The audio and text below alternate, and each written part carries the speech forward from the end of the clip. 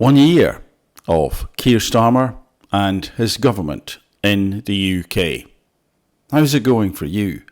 When I look around, it reminds me a little bit of one of those dystopian novels or movies like Batman, but it's Gotham City without Batman, or competent Batman. Fairness and hope has gone, replaced by misery, fear, worry, mistrust. Let's take a canter over Gotham, have a look at what's been happening, and also check out some of incompetent Batman's strange allies, let's call them. To begin, we'll go here to this article by Beth Rigby. Now, what I would say is that I'm not going to go over every aspect, every element of the article. I think it's really good, it's insightful, and consider also that Beth Rigby has, well, she's been given pretty limitless access in terms of Keir's travels, about as much access as anybody's going to get who's a journalist.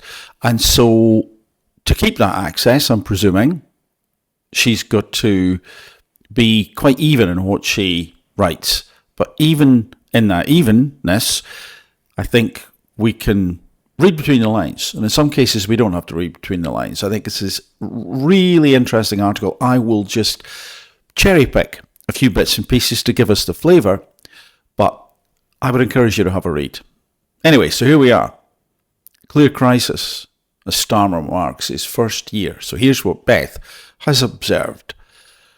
One power with the largest majority, but he marks his first anniversary with humiliation, abandoning his flagship welfare reforms and a clear blow to his authority. I would say his authority diminished, disappeared quite some time ago. Keir Starmer, not the easiest public speaker. You've been very kind there, Beth. Certainly not the easiest to listen to. Came to the podium and told the millions watching this moment the country has voted decisively for change, for national renewal. Well, I would agree with that. It did. Yep, but not that kind of change. He spoke about the weariness at the heart of the nation and the lack of trust in our politicians as a wound that can only be healed by actions, not words. Oh. He added, this will take a while, but the work of change begins immediately. And certainly that work did begin immediately, didn't it? Things really began to change. The foreboding that a lot of people felt, well, it came to pass, and then some. The weariness at the heart of the nation? Well, if it was possible, a lot of us didn't think it was. The nation is wearier. The lack of trust? Well, that's gone into negative numbers now. And the wound, salt has been being rubbed in that wound over the last year. So let's look at some of his team. Harley Quinn, known for, well, getting angry quite often. How this actually represents transparency when support turns out to be skirts, and why, or suits, or whatever it is, and you're saying we're not going to do it anymore, but actually it was okay before. You won't draw a line until you sort that out. Will they give the money back? Well, if they've declared it in line with the rules and they've followed it as far, very clearly they have, then I see no reason to do so.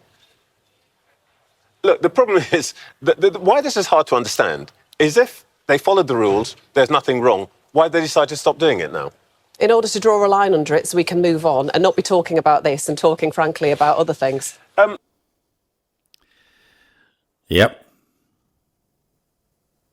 Seems to be a little bit annoyed there, angry perhaps. You're not the only one these days, Bridget. And well done, by the way. Well done. And what you and Rachel and maybe others cooked up in terms of the schools, those independent schools, special educational needs and disability children, their lives torn apart. Yeah, so, wind your neck in. What I have witnessed, back to Beth, in the past year is a Prime Minister who works relentlessly hard. When we flew 27 hours non-stop, every time I looked up at the plane, I think she means along the plane, along the aisle. I don't think she means she was flying in a plane below Keir's plane and looked up at it. But these days, with this government, who knows? I saw a solitary PM, his headlight shining on his hair. Now, again, I think that means the cabin light shining from above. I don't think it meant that Keir had one of those torches on his forehead. And if he had, it would have been facing the wrong way if it was highlighting his hair. But again, these days, who knows? So there he was, working away as the rest of us slept or watched films. Keir, it is important to sleep. Maybe that's what's going on. I think we have a clue there as well as to Keir's modus operandi in terms of his career. Brute force, not necessarily finesse, not necessarily the ability to make creative leaps and certainly to have emotional intelligence and think laterally as brute force. And in many ways, hard work, of course, has to be admired. But no sleep. Is that prep? You do know that all sorts of not good things in terms of our physical and mental health can happen when we don't sleep, Keir. But anyway, he also seems almost entirely unflappable. He rarely expresses emotion. Not interesting. The only time I have seen a flash of anger was when I questioned him about accepting freebies in a conversation that ended up involving his family. And when Elon Musk attacked Jess Phillips. Well, we'll come back to Jess in a little while, I suspect. So there we are. So flashes of anger. So there are emotions there.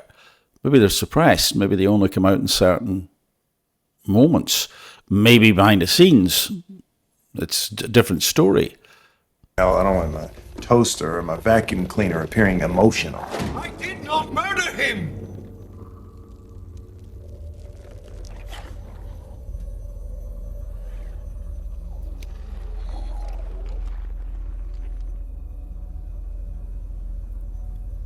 That one's called anger. Yep. That one's anger, Keir. So, he travelled to NATO, launched the National Security Review and agreed to the Defence Alliance's commitment 5% GDP 2035. So when he came back from The Hague, and remember I'm skipping through the article a bit, missing bits, so I'd give it a read if I were you. It's, again, very, very interesting. So he came back to a full-blown rebellion. I did have some sympathy for him. He simply hadn't had the bandwidth to deal with the rebellion as it began, to really gather steam. And not sure I do. But anyway, where I have less sympathy with the Prime Minister and his wider team, so again, we need to be aware it's not just him, is how they let it get to that point in the first place. Absolutely.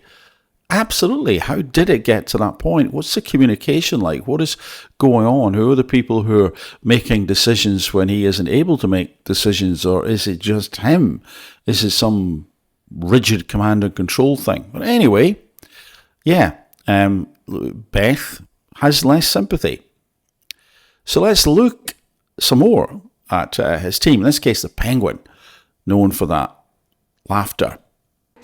Will this government's inquiry investigate the political motivations behind the cover-ups, including the role of the Labour Party, or will this continue to be swept under the carpet? What I say to the honourable member is I think everyone should want not just to get to the truth about past failures, but also to make sure that we make the changes to protect children for the future as well. That includes changes in social services, it includes changes in policing and the police operation that I hope that she would welcome to take action to put perpetrators behind bars, and also the action to gather proper ethnicity data, which simply has not been gathered properly before, and where...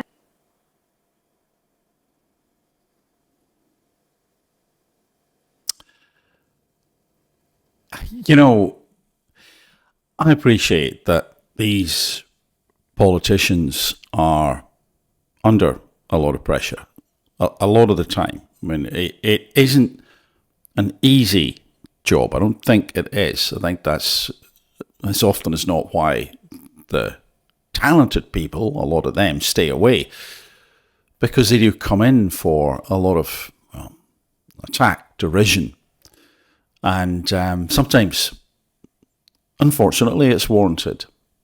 But this disconnect, once more, I see a lot of this that we witness as pantomime. It's performative. It doesn't mean to say that there are not some good people in there, because there are. It doesn't mean to say that there are times when we have bad days, when we're not paying attention in the way that we should.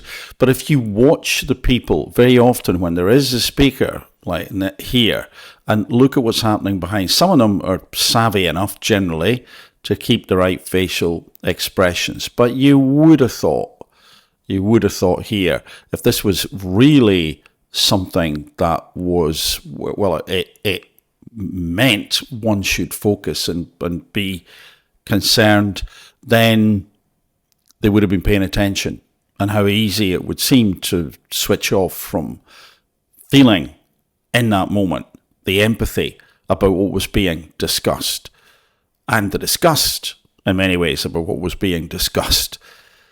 So she's not alone, but you've got to wonder about these people. You've really got to wonder. And what about the Riddler? Who could that be? Already announced changes to the right to buy, making sure they but this doesn't quite make sense. so that we can deliver the houses they desperately need. Deputy Prime Minister, it doesn't quite make sense. You start the interview by telling me that there's a housing crisis. When I remind you that you have said yourselves as a government, we're going to need 2.5 million migrants. Some of them, by the way, people are going to build the houses. Suddenly, there's a lot of housing. Where are these people going to go? Well, Trevor, first of all, when you say about building as well, the previous government did use migrant labour far too much instead of actually building skills here in the UK. And next it'll be about the X billion black hole that was left behind, when it really does become tiresome. And I think that one of the issues that we have is that, in the first instance, consider how ill-prepared Labour were before they got into power. Don't know what they were doing, don't know what they were thinking. And in many ways, I don't think they did either. And so this is probably one of the first interviews, as far as I'm concerned, that I've seen, where Angela was sort of stepping out much more into the Deputy Prime Minister territory. And she couldn't fall back on some of the usual tropes that she has. Like, I won't take lectures from, and I paraphrase, the likes of you, and hard Paddington stare. So it just highlights that we have people who were not prepared. And again, that doesn't mean to say that she can't improve, won't improve, has improved. But there just seems to be an element of not thinking things through. Anyway, back to this slide, because as you would have seen a moment or so ago, we're going to look at Poison Ivy, or maybe Two-Face. Any guesses who that could be? Well, poisoning the economy. Two-Faced, meaning would the real Rachel stand up? She looks absolutely miserable. Rachel Reeves was back in front of the cameras, getting full support from the Prime Minister. I have every faith in my Chancellor. She has made incredibly important decisions in the last 12 months, and we wouldn't be doing what we're doing today without those important decisions. Said with no sense of irony, which is incredible, in my opinion. And, of course, what we're seeing there is Keir being briefed, responding to, being told, hold on a second, Rachel was really upset. It looked like you saw what was going on, or should have seen what was going on and ignored it. Now, maybe he didn't see, but then he apparently walked away from the chamber, and at that point you would have thought that some of his wonderful team would have said, hold on a second, you need to go and speak to Rachel, she's really upset, something's going on, or at least mention it or add a comment in pretty quickly to assure people to talk about what happened. And again, appreciating that he is busy. Unfortunately, this looks even more staged managed than it obviously is. In other words, it's a little bit like, what was wrong? What was the problem? People didn't think that I paid any attention to Rachel. People didn't think that I showed any empathy. Right, let's do that then. Rachel, need you to make a total transformation from somebody who looked broken and shattered to someone who's happy and glowing. So we want top makeup and lighting people involved. And, oh, by the way, nice suntan, Keir. And, what we'll do is we'll walk towards each other and a little bit like Gone with the Wind. And, it'll be romantic and give each other a hug. I mean, when I say romantic, I mean romantic in the sense that it's lovely and nice. I don't mean there's a romance. Heaven forfend.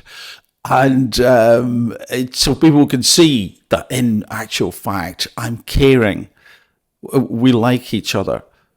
And we're a real empathic, emotionally smart team. Yeah, right, sure. Anyway, let's go here to this snippet from the article. But when I asked the Prime Minister to explain how it had gone so wrong on welfare, this is very revealing, by the way, in my opinion, and how he intended to rebuild your trust and authority, our trust and authority, and his authority in his party. So how he intended to rebuild trust with us, trust within his party, and authority in his party. He completely ignored my question. I mean, I'm sorry, I shouldn't laugh, but honestly, it is kind of ridiculous the way this guy's been behaving and his party. So how are you going to rebuild trust? Build trust with us, build trust with your party, regain your authority. I'm going to ignore that. And instead, he launched into a long list of Labour's achievements in his first year. And I'm not going to read them. Well, actually, NHS appointments. Wasn't there something about the Tories who were actually involved in that? And of course, these trade deals, which we still don't really quite know what they contain in terms of the small print. I'm sure in due course we will. And I'm sure there'll be some good stuff in there. But the fact that he just ignores it, just ignore it. No, doesn't compute. Let me go on and read out this list of achievements. Has nobody told them this is part of the problem? Deal with what you see in front of you. Read the room. And then Beth continues, I can understand the point he was making and his frustration. Careful, Sonny. Let's not get into that anger one again. That his achievements are being lost in the maelstrom of the political drama. They are. But there are other reasons those achievements are being lost. Those achievements are being lost because people are so annoyed, upset, disillusioned, irritated, angry. But equally, this is politics, and he is the Prime Minister. Yes, indeed, Beth. This is his story to tell, and blowing up your welfare reform on the anniversary week of your government is not the way to do it. Exactly the point. Great timing. So somebody somewhere should have been saying right away, no matter where he was, what he was doing. I mean, there could be exceptions, but that wasn't one of them. Should have gotten a message to him to say, hey, this is happening. Maybe they did get a message, and maybe he thought, well, I don't care. This is more important. I'm going to do this. Again, you've got to be able to multitask, or at least multiplex here. Anyway, so let's go on here. Because what I want to show you now is our Batman and our Gotham City. Not quite the usual Batman.